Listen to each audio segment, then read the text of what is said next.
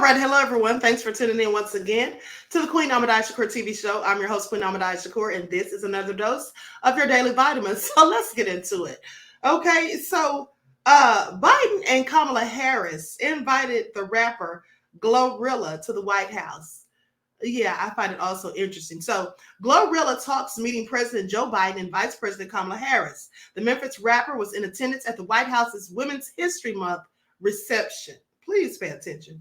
Okay, here they go, pandering yet again. Now, on Monday, March 18th, the Memphis rapper was in attendance at the White House's Women's History Month reception, where she met with President Joe Biden and Kamala Harris. And then she did an interview, and I found what she had to say very interesting, which I'll share with you in a moment. But before I get into that, let's talk about it, because I am so sick and tired, and I'm sure you all are too, the people who look like me, I'm speaking on, of the Democrats trying to pander to us. Okay, now they go out and get these rappers. Now, last time it was Cardi B. Let's not forget she sat down with Joe Biden and Bernie Sanders. And then let's not forget about Get the Booties to the Polls, when they had the strippers up there doing the ad campaign about voting, trying to entice the men of my skin tone. Now, this is clearly what they think of us, okay? This is what they think.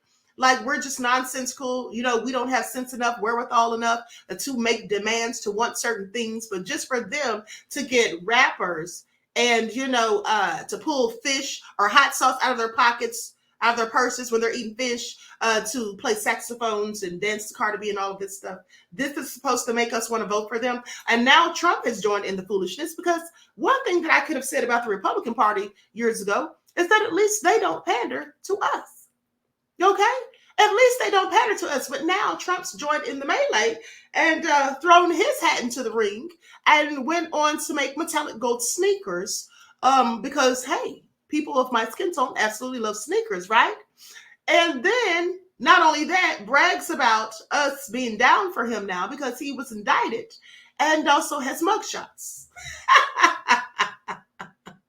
This is absolutely egregious. Okay, I just want you all to pay attention. But so anyway, this is nothing more than a ploy, for Biden and Kabami to try to get votes, of course. If they want to get our votes, why don't they do something significant and substantial for us? Why don't they give us those reparations? Stop talking about it. Stop having these commissions and just go ahead and say you're going to give it to us and tell us how much. How about starting there for one? And then for next, stop allowing all of these illegal people who we don't even know where they, what kind of crimes they've committed in their country, some of them, and just allowing them over here across the border. Okay, and then giving them nice places to stay, jobs and money and all of those things that they don't even give their homeless here on the streets. And some of these homeless people are veterans who fought for this country. How about they start doing that first? If they want to entice someone, if they want to pander, why don't they do it the right way? Okay, and stop with the nonsense, the BS, and the foolishness. Because it's really annoying and disrespectful, quite frankly. The average person of my skin tone is not caught up with celebrities. We don't look to them as our leaders. If they want to impress us, get someone who's knowledgeable in politics, economics, finance, and the study of reparations. Now, I don't mean for them to study it. I mean, they already have the information and knowledge about it because they've studied it in the past, and so they can work on us getting it. Okay, how about that? But anyway, I digress.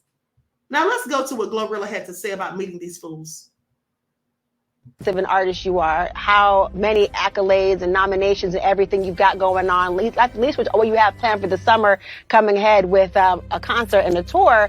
The idea of them inviting you there in particular, did they talk to you about what they wanted politically? Did they want your endorsement? Did they want you to help people get out the vote?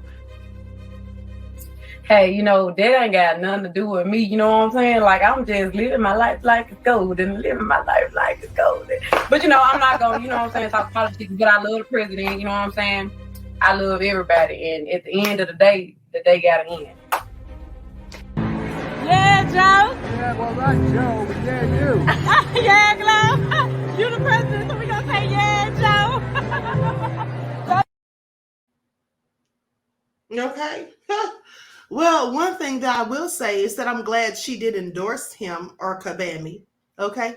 She said it doesn't have anything to do with her. Okay. She's living her life like it's golden. Okay. So I'm sorry. That foolishness doesn't work on all of us, Joe and Kabami. But here's the thing. What I find interesting is while they're sitting there trying to pander to us with BS, lawmakers ask why the Biden administration has told immigration judges not to talk to the media without permission. Did y'all know that? Yeah, the Justice Department has ordered leaders of the Immigration Judges Union to seek supervisor permission before speaking contrary to past policy. Before speaking contrary? Oh, really? I find it all so interesting and clearly nefarious. So let's talk about it. Let me put on my spectacles. Now, here's what they say. And you should be asking yourselves, why don't they want these judges speaking about immigration policies?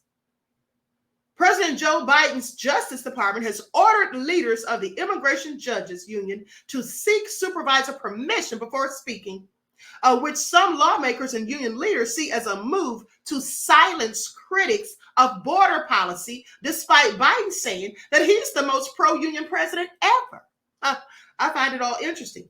Lawmakers on both sides of the aisle, from GOP firebrand Republican Jim Jordan of Ohio to Progressive Caucus Chair Representative Pramila Jayapal from Washington, they're hounding the administration about its decision with the issue of immigration and the crisis at the southern border, at the southern border front and center in the months leading up to a critical presidential election. See, that's what I need to know about. What's going on with this immigration? Goes on to say the nation's 700 plus immigration judges are the people who decide whether migrants seeking asylum in the United States can remain in the country legally, and they currently face a record backlog of more than 3 million cases. But they're inviting GloRilla to the White House. That's what they're doing. Make it all make sense. They say no one knows better what's going on in the immigration courts than the judges themselves. This is what Matt Biggs, president of the International Federation of Professional and Technical Engineers, says. That's an organization affiliated with the Judges Union, the National Association of Immigration Judges. He says there is so much misinformation on immigration, and this group is the only honest broker. So they want to keep quiet the ones that are being honest about it. Yeah. I find that interesting and quite frankly suspicious and clearly nefarious. Now, in an email sent last month and obtained by NBC News, Sheila McNulty, Chief Judge of the Executive Office of Immigration Review, goes on to say the DOJ division that oversees the immigration courts informed the top 2 NAIJ officials that effective immediately, they are subject to the same policies as every EOIR employee, and would no longer be allowed to speak freely with the press or before Congress, which had been the norm for more than 50 years.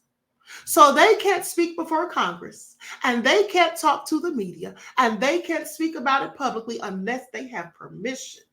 Yeah. This is real crazy. This week, when NBC News contacted Judge Samuel Cole, a Chicago-based immigration judge and executive vice president of NIAJ, he said, "I'm not allowed to give you any comments at all. I'm sorry. I have to get pre-approved for anything that I would say." And then he hung up the phone. Now, the DOJ, which hires immigration judges and runs immigrant courts or immigration courts, has historically forbidden the judges from talking, with the exception of leadership from the Immigration Judges Union. In the past, union leaders have been able to testify before Congress and be quoted in the media on issues such as case backlogs, criteria for asylum, and efforts to prioritize certain cases, such as families or detained migrants in their courtrooms. The union was effectively dissolved by the Trump administration in 2019, a move that the NAIJ president at the time labeled as nothing more than a desperate attempt by the DOJ to evade transparency and accountability. Biden's DOJ shifted away from his predecessor's efforts, but the decision to recertify the union largely rests with the Federal Labor Relations Authority, which is deadlocked in a 1-1 split until the Democratic-controlled Senate confirms Biden's nominee for the board. Now, until that happens, the DOJ could choose not to recognize the union and therefore prohibit its members from speaking unconditionally. But advocates say that if the White House wanted to, it could voluntarily certify the union. Union representatives believe that there was a decision to muzzle its members after heavy condemnation of the DOJ's handling of the immigration issue. NAIJ frequently testifies before Congress. They speak to the press, they speak to reporters, and we can only speculate that the chief judge over there or others around her didn't like what the NAIJ President Judge Mimi Sankoff had to say. This is what Biggs said in a phone call on Wednesday. A spokeswoman for the EOIR said in a statement that the division's policy on judges' speech does not restrict them from speaking engagements and making protected disclosures to Congress, but did not say why judges were not allowed to testify before Congress or speak to the press. Now, EOIR leadership works to ensure that all EOIR personnel are aware of and abide by statutes, regulations, and department policies and procedures applicable to all EOIR personnel, regardless of their position or affiliations with external entities. This is what the spokeswoman, Catherine Mattingly, said. This includes our existing policy on speaking engagements, which encourages EOIR personnel to participate in speaking engagements and helps ensure that information provided to the public about EOIR's policies and operations is accurate. This policy does not restrict the rights of individuals to make protected disclosures, including by whistleblowers, to Congress or anyone else.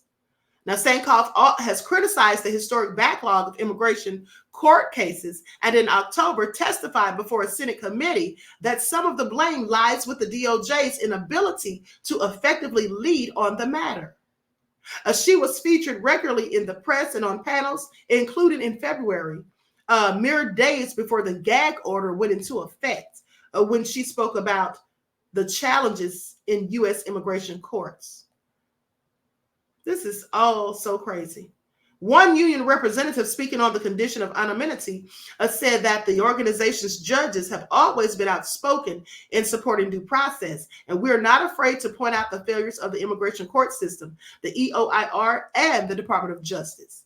And so with the order in place, the official says, Congress would have a limited window into the realities of the immigration system and would not be able to effectively craft policy to address the DOJ's shortcomings. When the union is not able to call attention to the serious flaws in the system and the mismanagement of the immigration courts, it's really disheartening and takes away an important voice for judges to express their concerns. Under the Trump administration, for example, immigration judges were able to speak about the decision, about his decision to send them to the border to expedite cases and conduct remote hearings for children. In a letter addressed to Attorney General Merrick Garland earlier this month, Senator Chuck Grassley, a persistent voice for whistleblowers, suggested that the move was intended to thwart criticism of the administration's actions on immigration. Okay, he said it's critically important that immigration judges communicate with Congress, particularly when Biden's administration's leadership and policy failures have created an unprecedented immigration crisis at our southern border. Please pay attention.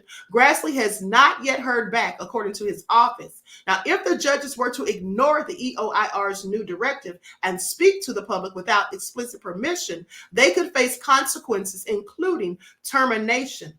This is what a source familiar with the situation says. They say the actions by EOR are concerning. Okay, this is what Jaya Paul says, who is the ranking member of the House Judiciary Committee Immigration Subcommittee. Now, they say the National Association of Immigration Judges has been an integral voice of immigration judges for decades. Their leadership has been key to congressional oversight of the immigration courts, including testifying before the Immigration Subcommittee, the previous two Congresses at the invitation of the Democratic majority. And I hope that the DOJ clarifies this directive promptly. Now, union representatives met with White House officials from the Domestic Policy and National Economic Councils this week, who said they were not informed of the EOIR's plans and maintained that the agency acted unilaterally. Sources said that they expect the EOIR will reverse course on the issue after pressure from immigration advocates and Congress, but that the White House rarely gets involved in DOJ matters. They say this There is a disconnect in some of these government agencies between Biden's pro-union posture and what actually happens and occurs in these agencies in practice, according to Biggs. Now, the White House maintains that any policy regarding immigration judges is set by the DOJ and that White House officials do not want to interfere. I bet they don't. At the end of the day, I don't believe it. I think Joe Biden's the one to put him up to it, him and Kabami. That's just what I think. Now, I could be absolutely wrong, but again, I could be absolutely right. Please pay attention. Now, to prevent this from happening in the future, the union has backed legislation that will create an independent immigration judiciary that is separate from the DOJ. The Real Courts, the Rule of Law Act, introduced by Representative Zoe Lofgren of California in 2022, would transition the immigration court system into an independent judiciary. She reintroduced the bill Tuesday, but it does not have any Republican co-sponsors. Keeping immigration courts within the DOJ leads to case delays, and the NIAJ calls that out in every chance that they get. And this is what a union official said. Now, it's not good for due process or the American public or people who appear before our courts. So I'm sorry. This is all so crazy and nefarious. Now, you all drop me comments. Let me know what you think about this, because now they're trying to silence these judges. They don't want them speaking unless they're given permission. What are they trying to hide? What are they up to? Because you have to know that they're clearly up to something. And I'm willing to guarantee you it's nefariousness, okay? They don't want them talking about it. Yeah, I find it interesting. And does anyone, has anyone heard or found out any blind items or any rumors about what happened to those children?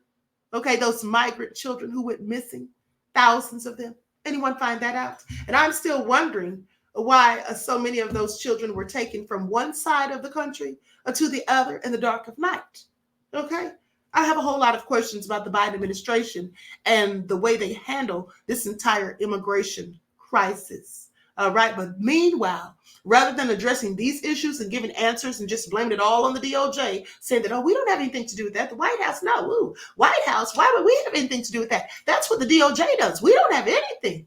Please sit down somewhere, okay? They think we're stupid. And by the way, they're not saying anything about any of this or anything significant that we really need to be concerned about. But they want to invite GloRilla to the White House. That's supposed to be okay with us. That's supposed to be good enough. At the end of the day, this whole thing, and by that I mean this country and the upcoming election, have turned into a shite show. Please pay attention. With that all being said, please drop me a comment to let me know what you think about it all, because I find it absolutely deplorable. And the thing is, I'm sick of Sleepy Joe and Kabami, because let's not forget, she said, no, I'm not going to do anything specifically for African Americans. And she's lived up to that. She's absolutely lived up to it. So here's what you should be asking yourselves. When she so blatantly made it clear, and so we had no shadow of a doubt that she wasn't going to do anything specifically for us, why is it then that she continues to use us, okay, to pander to and to use as props and photo ops when it's time for elections to come up? Did you ask yourselves about that? Okay, because that's all she's doing. This woman and Joe Biden absolutely need to be out of that White House. At this point, either way, no matter who's in there, it's going to be a whole load of BS. Because I don't think Trump is competent, and I don't think that Biden is competent at the end of the day. But what I am more sick of is Biden and Kabami, his little sidekick, pandering to us with foolishness, stereotypical BS, as if we don't have brains, as if we don't have logic and rationale, and we don't have the ability to think critically for ourselves. They're not offering us anything significant. They're just giving us more of the same old, same old.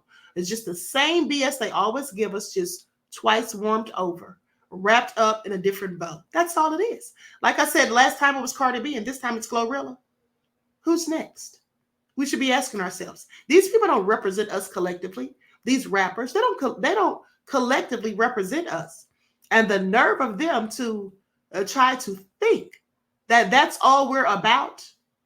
And even with Trump with those silly sneakers, thinking that we're going to vote for him because he's putting out sneakers and he has a mugshot. This is all crazy. And really, I don't know about you all, but I am so sick of being disrespected, okay? And like they're trying to make us feel like, we just don't have any sense. Just throw them anything. All they care about is sneakers and strippers and rap. That's all they care about. That's what they really are trying to say to you.